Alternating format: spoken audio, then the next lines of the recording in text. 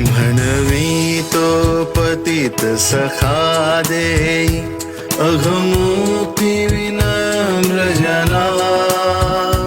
म्हणून तू शरणतया जाई, प्रभु देईल शांती मना.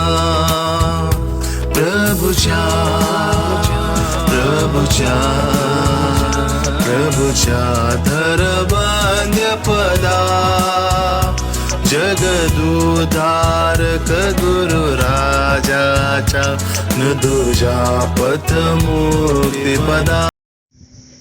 प्रभू येशू ख्रिस्ताच्या सर्वश्रेष्ठ नामात आपणास अभिवादन.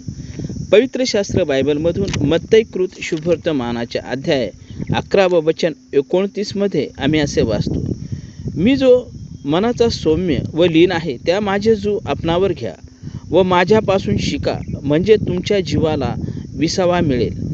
प्रभू येशू ख्रिस्ताने म्हटले, तुम्ही आपल्या मनामध्ये विसावा पावाल. मनुष्याचे मन त्याच्या जीवनाचा आरसा आहे. सर्वप्रथम प्रत्येक मनुष्य आपल्या मनामध्ये विसावा मिळवू पाहतो. दुसरे, मनामध्ये विसावा मिळविण्याचा एकमात्र मार्ग प्रभू येशू ख्रिस्ताजवळ येऊन त्याच्या स्वार्थेच्या वचनाला स्वीकारूनच होतो. प्रभू येशू ख्रिस्ताच्या कृपेत व ओळखीत आल्यानंतर स्वार्थेमध्ये देवाचे प्रेम आणि त्याच्या कार्याचे ज्ञान मिळते. वधस्तंभावरील प्रभू येशू ख्रिस्ताच्या अर्पणामध्ये देवाचे प्रेम मनुष्याप्रती प्रगट होते आणि प्रभू येशू ख्रिस्तावरील विश्वासामुळे देव मनुष्याला क्षमा करतो. पापामुळे मनुष्याचे मन फार व्याकुळ होते आणि जसे समुद्रामध्ये वादळामुळे लहरामध्ये वरखाली होते, तसेच मनुष्याची मनाची अवस्था पापामुळे होते.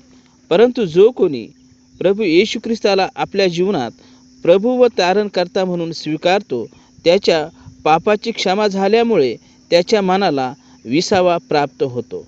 आपण पण प्रभू येशू ख्रिस्तावरील विश्वासाच्या द्वारे मनामध्ये विसावा मिळवावा. देवाजवळ तुमच्यासाठी आमची हीच प्रार्थना आहे. पतिता ये चल सुचिवायाला, प्रभु येशू पदास धरी. अघ सिंधू मधुनी तरायाला, प्रभु येशू कृपाच तरी.